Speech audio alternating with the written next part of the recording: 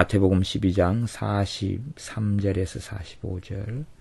더러운 귀신이 사람에게서 나갔을 때에 물 없는 곳으로 다니며 쉬기를 구하되 얻지 못하고 이에 가로되 내가 나온 내 집으로 돌아가리라 하고 와보니 그 집이 비고 소재되고 수리되었거늘 이에 가서 저보다 더 악한 귀신 7을 데리고 들어가서 거하니 그 사람의 나중 형편이 전보다 더욱 심하게 되느니라.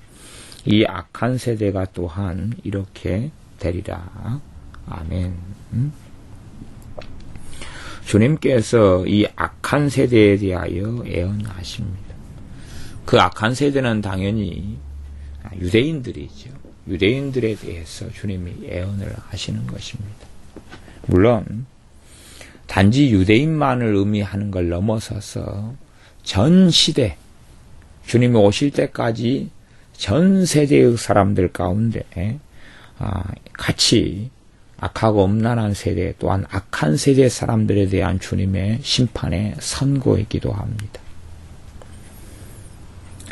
어떤 심판이냐 그러면 나중 형편이 전보다 더욱 심하게 된다는 주님의 심판의 선고입니다. 주님의 이 심판의 선고는 그 앞의 절들에서도 계속하여 나와 있는 맥락이고 스토리입니다. 마태복음 12장 41절에도 심판 때에 니느웨 사람들이 일어날 것이다. 그래서 이 세대 사람들 정죄할 것이다. 42절에 심판 때에 남방 여왕이 일어나서 이 세대 사람들 정죄하리라. 그러면서 이제 더러운 귀신이 사람에게서 쫓겨나시는 이야기를 하시면서 결론으로 뭐냐 그러면 이 세대 사람들이 그러한 끔찍한 일을 당할 것이다 라고 말씀하십니다. 주님은 끊임없이 또한 자주 그 유대인들에 대해서 심판에 대한 선언과 선고를 하고 계십니다. 깊이 들어가면 그런 메시지가 구약의 선지자들의 메시지하고 크게 다를 바가 없습니다. 크게 다를 바 없이 계속하여 하나님의 심판에 대한 메시지를 전해오고 계십니다. 좀 특이한 것 중에 하나는 사람들이 주님의 복음서를 볼 때에 너무나 많은 심판에 대한 메시지가 있음에도 불구하고 단지 구원에 대한 메시지만 있다고 생각하는 경우들을 참 많이 봅니다. 혹은 사랑에 대한 메시지가 가득하다고 생각한다는 사실입니다. 그러나 주님의 메시지의 핵심은 사랑에 대한 메시지가 아니라 공의에 대한 메시지입니다. 신구약 성경 가운데 전체 메시지 가운데 대부분은 사랑에 대한 메시지가 아니라 하나님의 공의에 대한 메시지가 중심을 이룹니다. 그런 데에 있어서 믿는 사람들이 좀 성경에 대한 눈을 뜨는 것이 굉장히 많이 필요합니다. 사랑에 대한 메시지가 아니라 공의에 대한 메시지가 핵심을 이루고 그것이 성경의 전후반을 다 차지하는 사실이고 주님께서도 끊임없이 공의에 대해서 말씀하시는 거예요. 심판도 공의의 부분이고. 그래서 복음에는 단지 구원에 대한 것이 복음에가 그게 전부를 차지하는 게 아니라 구원과 심판에 대한 것입니다. 구원할 자를 구원하시고 심판할 자를 심판하신다는 게 복음의 메시지입니다. 단지 복음이 믿는 자를 구원하신다는 메시지로 끝나는 게 복음의 전체 내용이 아닙니다. 복음의 내용은 반드시 하나님의 심판에 대한 내용을 담고 있습니다. 여기서는 이제 특별하게 영적인 실상과 실체, 영적인 세계 속에 일어나는 일에 대하여 주님께서 정확히 하시는 주님께서 말씀하시고 있는 특별한 본문이 되는 것이 43절, 44절, 45절이 됩니다. 더러운 귀신이 사람에게서 나갔을 때에 물 없는 곳으로 다니며 쉬기를 구하되 얻지 못하고 더러운 귀신이 사람에게서 나갔다. 그래서 물 없는 곳으로 다니며 쉬기를 구하되 얻지 못했다. 물 없는 곳이 뭔지 또 쉬기를 구하되 얻지 못한 것이 뭔지까지는 다 알기가 어렵습니다. 근데 일반적으로는 이제 쉬기를 구하되 얻지 못하고가 어떻게 해석되고 설명될 수 있냐 하면 사람에게 역사하는 귀신들은 사람에게 역사하는 사명을 가졌다. 이 마귀들의 어떤 마귀의 또 사탄의 나라의 영적 체계 속에서요. 그렇기 때문에 이 사람에게 붙어 있고 사람에게 역사할 때 그들은 쉼과 안식을 얻는 것으로 보여집니다. 나아가서 이 귀신들의 사명이 사람의 역사하는 귀신들의 사명이 그들에게 떠나게 되면 영적 위계 질서상 그들에게 고통이 따르고 어떤 징벌이 따르지 않나 이렇게 보여지기도 합니다. 그렇기 때문에 자기의 사명, 자기가 사람들이 역사하고 공격하고 해야 될 것을 길을 벗어나 버리면 그들은 사실은 쉽지 않은 그러한 여정 속에 이 귀신들이 들어가는 것 같습니다. 그래서 귀신들은 끊임없이 돌아오려 하는데 44절에 보면 이에 가로되 내가 나온 내 집으로 돌아가리라. 그래서 사람을 뭐라고 하냐면 집이라 그러는 거예요. 더러운 귀신이 사람에게서 나갔다 그러고 내 집으로 돌아가리라고 하면 나간 사람이 자기 집이라는 거예요. 그렇기 때문에 이 귀신들의 특성은 끊임없이 사람을 공격할 수밖에 없는 특성을 가집니다. 끊임없이. 이게 쫓겨나갔다 그래서 거기서 상황이 끝이 아니라는 사실입니다. 사람들은 귀신이 내게 쫓겨나가면 상황 끝 이렇게 생각하기를 좋아하는 것 같습니다. 한번 귀신을 쫓아내면 그 다음 다시는 의심도 안 한다. 이런 어떤 사고방식을 좋아하는 것 같습니다. 그러나 귀신은 어떤 사람에게 쫓겨나갔다 할지라도 끊임없이 내가 나온 내 집으로 돌아가리라. 그래서 이 비유적으로 말씀하시는지 어쩐지는 다 드러나지 않지만 그 사람에게 나간 다음에는 물 없는 곳을 다니면서 쉬기를 구하지만 쉬지를 못한다 그럽니다. 쉬지를 못한다 그래요.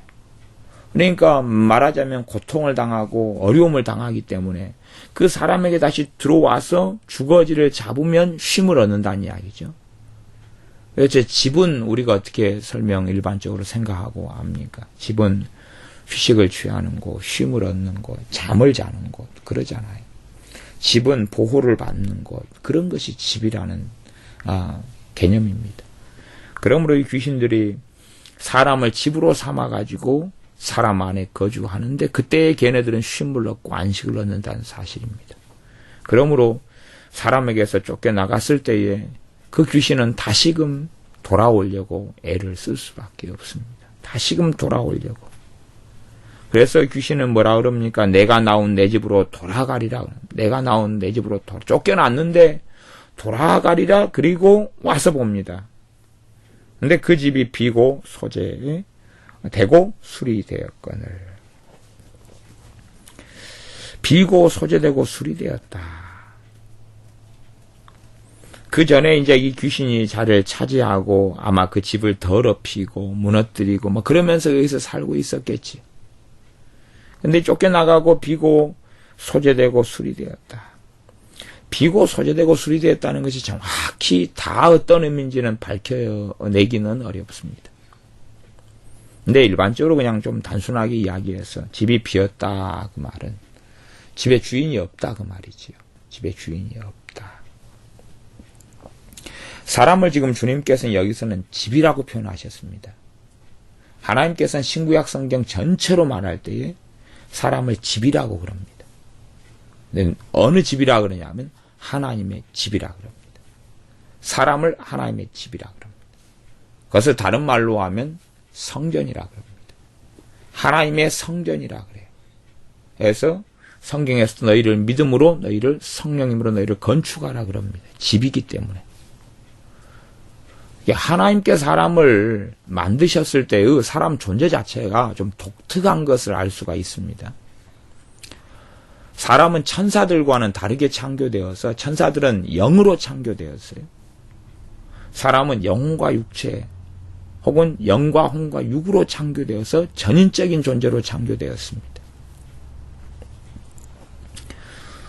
전에도 설교 때 말씀했지만은 그 창세기 6장의 사건에 하나님의 아들들과 사람의 딸들이 그렇게 결혼해가지고 혹은 결합해가지고 그런 네피림이 태어나고 용사가 태어났다 그러면서 그런 용사나 네피림이나 이런 사람들이 이런 족속들이 사실은 하나님의 아들들이 타락한 천사들 귀신들인데 귀신들이 사람하고 여자들하고 잠을 자가지고 새로운 종족이 태어났다. 그 따위로 해석하는 그런 어리석은 또 그런 해석을 받아들이는 어리석은 사람들이 이 시대에는 좀 많은데, 이 사람하고 짐승하고도 이 교미가 돼서 새끼가 안 태어나는 판국에, 똑같이 이 창조세계, 이 땅 위에 지구상에서 거하는, 심지어는 생각해 보십시오. 보면, 식물하고 개하고 교류가 되겠어요? 이게, 식물하고 개하고 결혼해가지고 뭔가 태어나겠어요? 아니면 물고기하고, 돼지하고 결혼해가지고 뭔가 태어날 수 있겠어요?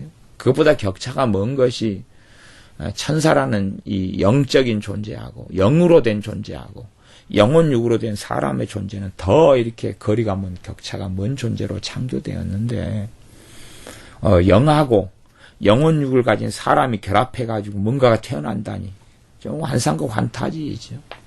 집토끼하고 산토끼도 결합이 안 되는 판국에, 그러한 이 어리석은, 또, 육식동물들이 사자와 호랑이가 결합이 돼가지고 다른 어떤 종이 태어나는 게 그런 일이 없는 판국에 하나님은 그렇게 그런 식으로 피조물들을 만드시지 않으셨거든요. 그런데 어떻게 그렇게 될 수 있겠어요? 그래서 이 영으로 된 천사들 존재, 타락한 귀신들이든 어쨌든 천사들이든 그 존재하고 사람은 전혀 다른데 사람을 하나님께서 어떻게 만드셨냐 그러면 집으로 만드셨다는 사실이에요. 집으로 만들었는데 그 집이 마귀의 집이 될 것이냐 아니면 하나님의 집이 될 것이냐 하는 것이죠. 그 집으로, 여기 집이라고 주님은 정확하게 말씀하셔요. 그리고 신약 성경에서는 너희는 하나님의 성전이라, 성령님의 전이라 그런단 말이에요. 성령 전이란 말은 집이란 뜻이에요. 그게 집이란 뜻이에요. 그러니까 너희는 지어져 가느니라. 이제 집들이 모인 그 교회를 너희는 하나님이 거하실 처소가 되기 위하여 지어져 간다. 그러면 하나님의 나라가 뭘까요? 도대체 하나님의 나라는 첫째는 신자를 가리켜서 하는 이야기가 될 수밖에 없어요. 하나님의 나라는 그 집이잖아요. 집. 그러죠? 집이니까 신자를 가리켜 될 수밖에 없는 이야기예요. 단지 그냥 이 땅의 개념을 넘어서는 것이에요. 한 평, 두 평, 세 평, 또 전라남도, 전라북도, 경상도, 대한민국, 북한, 중국 하는 땅의 개념을 넘어서는 것이에요. 그래서 여기서는 사람을 집이라 그랬단 말이에요. 집이라. 이게 귀신들은 아는 거예요. 사람의 존재가 어떤 존재인지. 사람은 하나님의 집이 되든지 귀신의 집이 되든지 그래요. 물론 이 땅에 살아 있을 때의 이야기입니다. 주님 오실 때까지의 이야기예요. 이 땅에 사람이 생명을 가지고 있을 때까지는 누군가의 집이 돼야 되는 것이. 비고 소재되는 상태는 아주 위험한 상태가 되죠.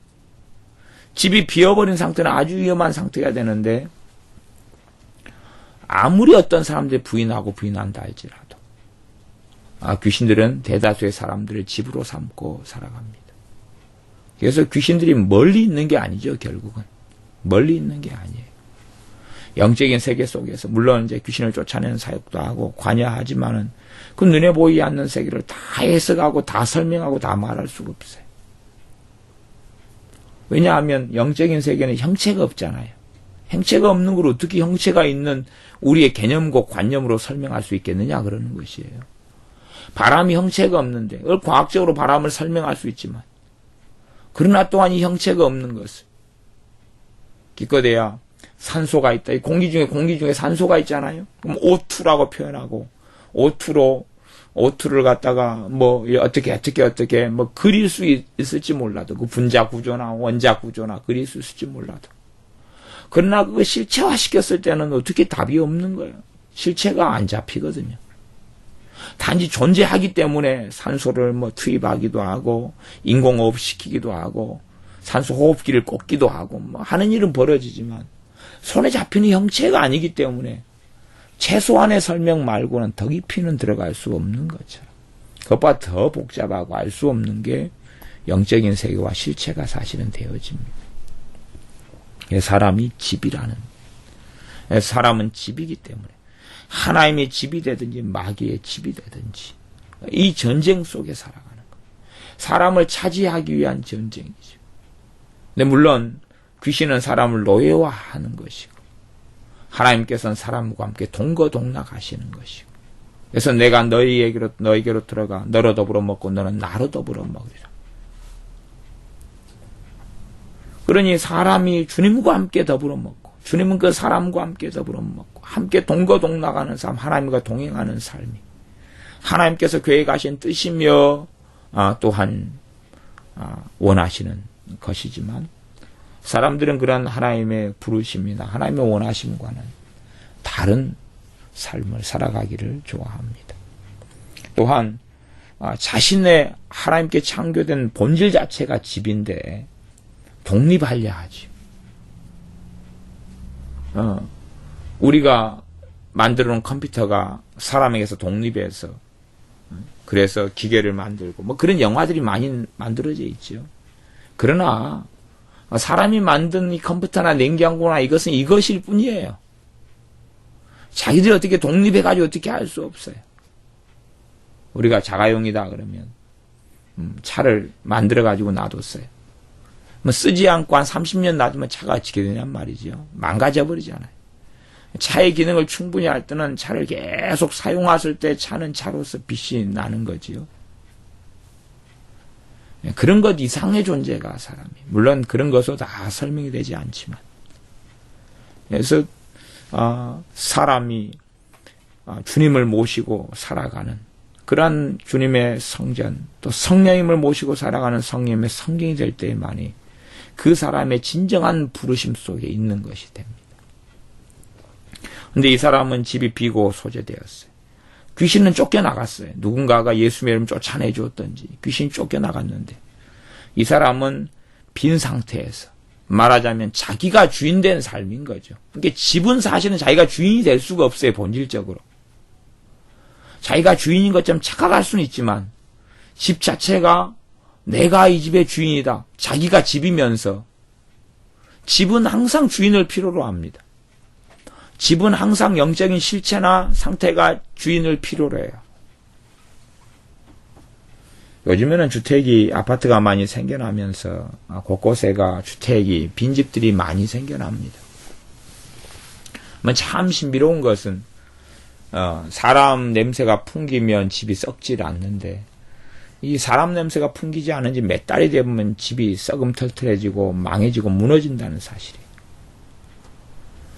진흙으로 만든 시골에 가면 이런 집들도 사람이 살면은 막 100년도 끄떡없이 가는데 사람이 안 산 지 1, 2년만 지나면 진흙이 구멍이 뻥뻥 뚫리고 막 그래요. 지붕이 쉽게 내려앉아 버리고 그래요. 시골이든 또 우리 동네 같은 주택들도 사람들이 많이 점점 아파트로 옮기고 이사가고 인구가 줄어들고 집은 많아져가고 그러니까 빈집들이 많아지는데 사람이 안 산 지 얼마 안 지나면 그냥 집이 썩음털털해지고 못 쓰게 돼버려요. 집은 그게 본질이에요. 이게 본질이에요. 사람 냄새가 풍기고 사람이 살고 쓸고 닦고 해야지만이 집이 집의 가치를 아는데 사람의 창조된 본질이 이거다고 주님은 지금 증명을 하고 계시는 거예요. 이 진짜 이 짧은 이 몇 구절 속에서 사람은 하나님의 집으로 창조되었어요. 이게 사람의 부르심의 본질입니다. 아담과 하와는 그것을 벗어나려고 그래요. 우리 조상된 아담과 하와는 그걸 벗어나려고 그랬어요. 그리고 그렇게 유혹하고 사단은 꼬였지요. 물론 이 사단 마귀도 또한 귀신들도 자기의 주의를 떠나고 하나님으로부터 독립해서 하나님과 비기려고 했지요. 어리석은 일이지만. 그래서 이 사람이라는 이 집이 본질은 주인이 있어야 되는데 귀신이 쫓겨나간 다음에 주님을 모셔야 되는데 그렇지 않고 비고 소재가 됩니다. 그때 이제 저보다 더 악한 귀신 7을 데리고 들어가서 거했다. 그러는 것이. 왜? 그 전에 혼자니까 쫓겨났으니까. 세력화를 해서 더 악한 것 7을 데리고 들어가면 이제 쉽게 못 쫓아낼 거 아니에요. 그래서 처음에는 잠깐 동안은 좋아진 것처럼 보였죠. 잠깐 동안은 좋아진 것처럼 보였는데 그 다음에는 그 사람의 나중 형편이 전보다 더욱 심하게 되었느니라. 이것이 영적인 세계 속에 일어나는 진리가 될 때들이 있습니다. 그리고 이러한 그 사람의 나중 형편이 전보다 심하게 된 것처럼 이 악한 세대가 또한 그러하리라. 그들이 악한 세대로 남지 않고 회개하고 주님께 엎드리면 그렇게 되지 않을 터인데, 이 악한 세대로 계속 남아있게 될 때에는 그들의 현 시대 속에 그런 일이 벌어지고, 단지 이것은 주님의 심판 때에만 일어난 일은 아닙니다. 하나님의 심판은 영원한 심판이 있지만 또한 이 땅 위에서도 계속되는 심판의 과정을 거쳐갑니다. 하나님의 심판은 단지 주님이 이 땅에 재림해 오실 때 백보자 심판 때만 벌어지지 않습니다. 왜냐하면 하나님이 이 땅을 통치하고 다스리시는 분입니다. 어떤 영적인 관점에서 마귀가 사탄이 이 세상 신이 되지만, 그러나 또 더 넓은 관점에서 하나님이 이 땅을 통치하시기 때문에, 그래서 하나님께서 로마를 세우시고 로마를 무너뜨리시고, 페르시아를 세우시고 무너뜨리시고, 바벨론을 세우시고 무너뜨리시고, 그런 인류 역사의 이야기들이 성경에 명백하게 기록되어 있습니다. 단지 이스라엘을 지배하고 통치하시는 것만이 아니라 전 세계 역사를 하나님이 주관하시는 것을 성경은 명백하게 이야기하고 있습니다.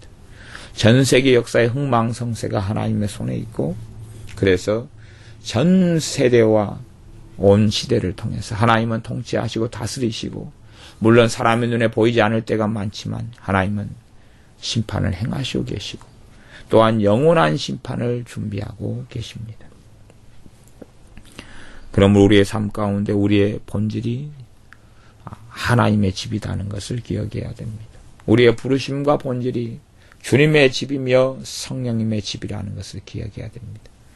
사람의 독립성이라는 것이 진정한 독립이 아니라 오히려 아주 어리석어지는 길에 불과할 뿐이어서, 사람이 스스로 높아지리라, 내 중심적인 삶을 살리라, 내가 어떻게 하리라가 너무나 위험한 발상이고, 주님의 집으로서 그것이 사람의 부르심이고 정체성이고 하나님의 부르심입니다. 하나님의 부르심은, 하나님의 뜻하심은 사람이 하나님의 집으로 하나님의 거하실 처소가 되어 사는 것입니다. 하나님의 거하실 처소가 되어져 간다고 말씀하는 것처럼 우리는 하나님의 거하실 처소로 부름받아서 하나님의 거하실 처소가 되어 가는 부르심입니다. 이제 어떤 경우는 믿는 사람을 성경에서는 주님의 신부라고 그럽니다. 하지만 그 신부라는 개념은 사실은 그 여러 가지 메타포 중에 하나입니다. 여러 가지 비유 중에 하나예요. 그래서 그걸로 이 신자들의 정체성을 다 설명하지를 못합니다. 그래서 어떨 때는 아들이라고 그러고요. 하나님의 백성들 자녀를 하나님의 권속이라 그러고, 또 간혹 가다가 신부라는 개념이 등장하고요. 그 다음에 종이라는 개념이 등장하고, 하나님의 종이라고 그래요. 그 다음에 훨씬 많은 개념이 뭐냐 그러면 하나님의 전 성전이라는 개념이에요. 이게 사람이 이 하나님의 자녀의 정체성에 대해서 단지 한 가지의 개념에만 집착해버리면 많이 오해하고 오인하게 됩니다. 요즘엔 주님 오실 때 아까워져 올수록 신부라는 개념에 많이 집착하고, 심지어는 주님의 자신이 연인이다 이런 개념까지 가요. 굉장히 인본주의적인 개념이 연인이라는 개념입니다. 그래서 주님의 연인이다 이런 책들도 막 써지고 있는데, 물론 그것이 다 틀리다고 볼 수는 없는데 굉장히 위험한 발상이다는 사실입니다. 나는 주님의 연인이다, 나는 주님의 신부다, 옳고 성경적인 게 있는 반면에 극단적인 치우침은 굉장히 위험합니다. 오히려 사람의 본질과 사람의 부르심이, 하나님의 집으로 부르심이 사실은 더 중요하고 많은 것을 포괄하고 있습니다. 성령님의 전으로의 부르심, 사람의 본질과 하나님이 만드신 이러한 창조물로서 사람의 부르심은 하나님의 집으로 지어졌습니다. 기도하겠습니다. 우리를 주님의 집으로, 하나님의 집으로 지으시고 또한 그렇게 부르셨사온데, 우리는 독립하여 스스로 살아가려 하며 스스로 내 이름의 명예와 명성을 위하여 우리는 끊임없이 살아가려 합니다.